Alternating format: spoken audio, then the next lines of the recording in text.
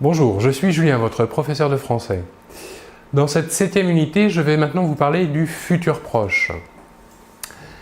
Alors, le futur proche est utilisé pour des actions que l'on va faire prochainement, dans un futur proche, dans un futur immédiat. Comment se construit le futur proche? Il se construit ainsi. Tout d'abord, nous conjuguons le verbe « aller » au présent de l'indicatif et nous conservons le verbe principal à la forme de l'infinitif. Comment cela se concrétise-t-il dans la phrase? La phrase au futur proche sera construite ainsi. Nous aurons tout d'abord le sujet, suivi du verbe « aller » au présent de l'indicatif et suivi du verbe principal à l'infinitif. Voilà des exemples pour chaque personne, les 6 personnes de la conjugaison. Pour la première personne, nous aurons « je vais étudier le futur proche ».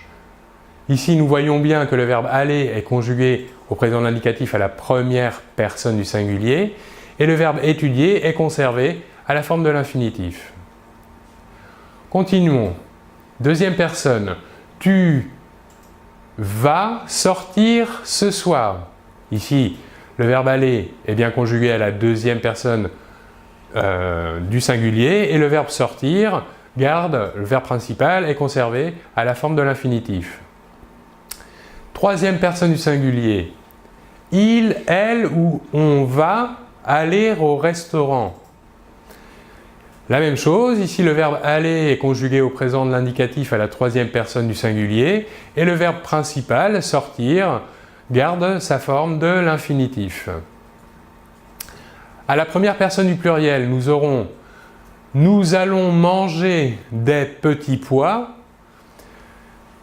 Allons est ici conjugué au présent de l'indicatif. Manger, le verbe principal, est conservé à l'infinitif.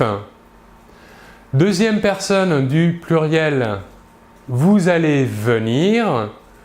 Ici, le verbe aller est bien conjugué au présent de l'indicatif à la deuxième personne du pluriel et le verbe venir est à la forme de l'infinitif, le verbe principal. Enfin, pour la dernière personne, la troisième personne du pluriel, ils, elles vont passer leur examen. La même chose, le verbe aller ici est conjugué à la troisième personne du pluriel au présent de l'indicatif et le verbe principal garde la forme de l'infinitif passé. Voyons maintenant la construction du futur proche à la forme négative.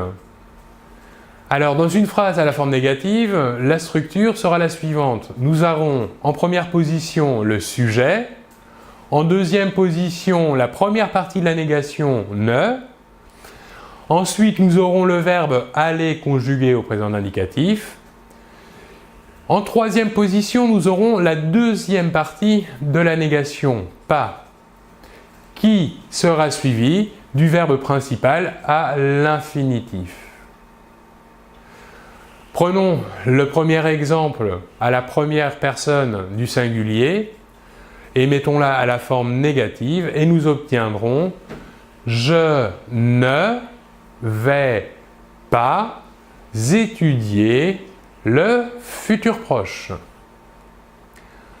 Voilà pour la conjugaison des verbes au futur proche. Je vous remercie beaucoup de votre attention et l'on se retrouve très bientôt. Au revoir.